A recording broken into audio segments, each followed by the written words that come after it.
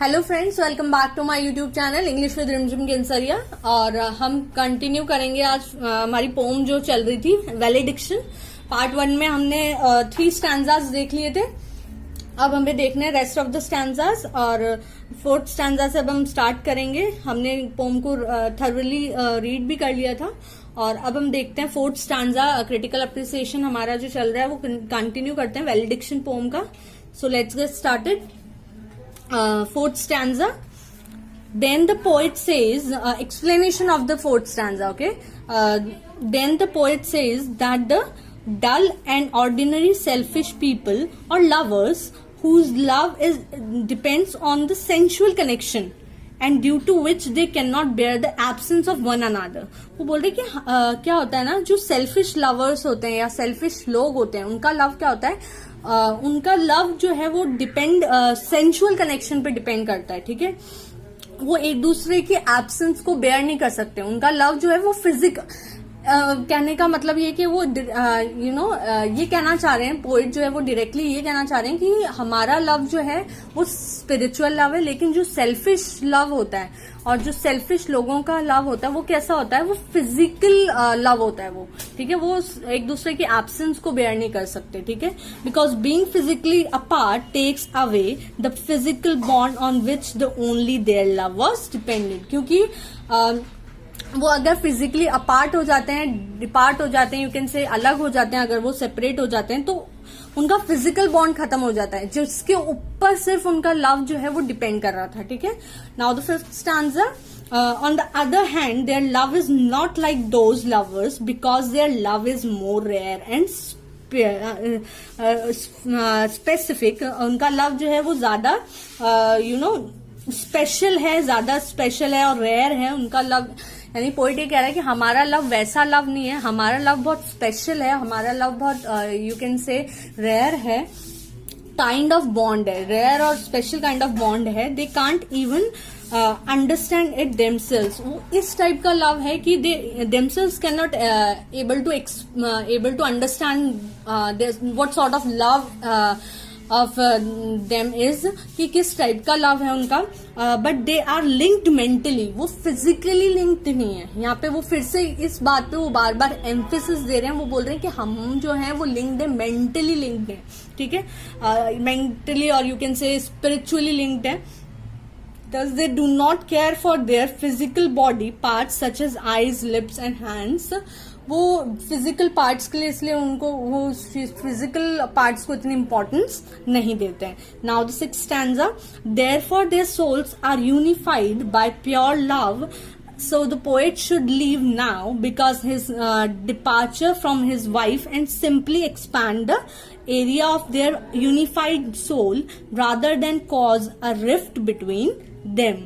This expansion will be in the same way as like the gold can be stretched by beating it to a cry thinness. यानी कि वो बोल रहे हैं कि ये लव कैसा होगा, ये गोल्ड की तरह होगा, क्योंकि गोल्ड को जितना बीट किया जाता है, जितना मारा जाता है ना, वो उतना ज्यादा स्ट्रेच होता जाता है। तो उनका लव भी क्या होगा, जब तक वो एकदम क्रिस्प नहीं हो जाता तब तक उसको बीट किया जाता है गोल्ड को। तो ये बोल रहे हैं कि हमारा लव भी सेम वैसे ही स्ट्रेच होता जाएगा हमेशा के लिए। And now the 7th stanza. And if their souls are individual, they are 2 legs of the compass.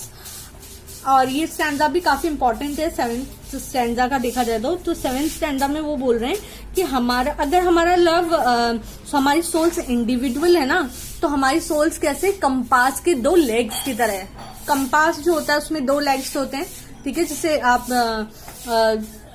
जिसे आप प्रकार कहते हैं, जिसमें क्या होता है कि अपन क्या करते हैं, उस जो कंपास होता है उसमें हम देख सकते हैं अपन कि उसके 2 लेग्स हैं। तो वो बोल रहे हैं कि हम दोनों क्या है, हमारी सोल्स कैसे है, वो उस कंपास की 2 लेग्स है। ठीक है, and then he addresses his wife, says that she is like the fixed foot of the compass. वो बोल रहा है कि फिर वो एड्रेस कर रहा है यहाँ पे, कंपास को एड्रेस करता है और बोलता है कि जो फिक्स्ड फूट, हम जब प्रकार यूज करते हैं तब हम क्या करते हैं, जैसे हम कंपास जब यूज करते हैं तब हम क्या करते हैं कि एक फिक्स पॉइंट पे जैसे कहते हैं ना कि जो एक लेग जो है कंपास का वो क्या रहता है, स्टैटिक रहता है। तो वो स्टैटिक वाला जो लेग है ना उस लेग को वो कह रहे हैं कि वो स्टैटिक वाला जो पैर है वो है मेरी वाइफ है, यानी कि एन मूर है।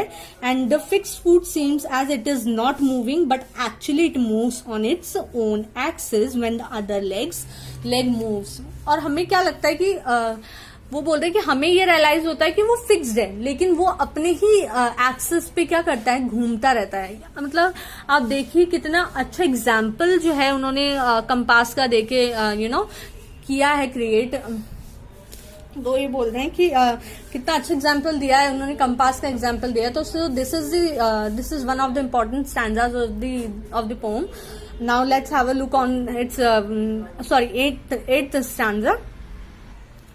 Though the fixed foot remain in static where other takes round, it leans and listens and waits patiently at one place. But as soon as the other partner comes back to home, it grows erect for it. ठीक है, तो ये तो था हमारा 8th stanza. Now have a look on this 9th stanza. Then he says that such will she is be for him, and he will the other leg of the compass which slantly runs and creates, and her loyalty and firmness makes his circle perfect. और वो बोल रहा है कि उसकी जो loyalty है, जिसे कहते हैं लॉयल्टी आप कह सकते हो, जो उसका ट्रू लव जो है वो उसके सर्कल को क्या बनाता है, परफेक्ट बनाता है। कहने का मतलब ये है कि जो फिक्स्ड फुट है उसका जो रोल होता है सर्कल को परफेक्ट बनाने में, वो बोल रहे हैं कि मेरा जो सर्कल है परफेक्ट किसकी वजह से बन रहा है, ऑब्वियसली उसकी बिलवड की वजह से बन रहा है, उसकी वाइफ की वजह से उसका सर्कल जो है वो परफेक्ट बन रहा है। और अगर हम वैसे देखें तो हमारा जो सर्कल है वो कंपास का फिक्स्ड फुट की स्टैटिक रहने की वजह से बन रहा है, उसकी लॉयल्टी की वजह से बन रहा है। Thus it ends exactly where it began, bringing the poet back to his loved ones again. So this is the 9 complete stanzas of this poem, and now we will have a look on its poetic qualities or poetic devices which have been used in this poem. तो सबसे पहले तो हम बोलेंगे कि इसमें hyperbole use हुई है। ठीक है, हाइपरबली आप स्पेलिंग लिखिए हाइपरबली की, HYPERBOLE, हाइपरबली यूज हुई है इसमें। फॉर हाइपरबली कौन कौन सी, जैसे आप देख सकते हैं कि टीयर फ्लड्स जो हैं, साइड टेम्पेस्ट जो है, ऐसे जो है यहाँ पे हाइपरबलीज यूज हुई हैं।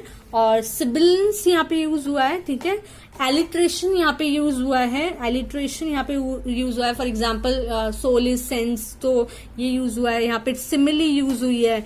सिमिली हमने देख ही ली कि कंपास का एग्जाम्पल दिया जब उन्होंने, तब हमने देख लिया कंपास से जब अपने लव को कंपेयर किया है तो तब यूज की है सिमिली। ठीक है, जैसे और जब गोल्ड वाला जो हमने स्टैंजा देखा था, कौन सा स्टैंजा था वो, उसमें उन्होंने सिमिली यूज की है। For example like gold to airy thinness beat, as stiff twin, second example of simile is as stiff twin compasses are two. So these are the examples of simile. और metaphor यहाँ पे use हुआ है, paradoxes यहाँ पे use हुए हैं। So ये थी हमारी poem valediction. Now we will meet in the next class. Till then, take care and have a nice day. Please like and subscribe this channel so you'll able to get the notification in your mobile phones and all. So we will meet in the next class. Okay, bye. Thank you so much.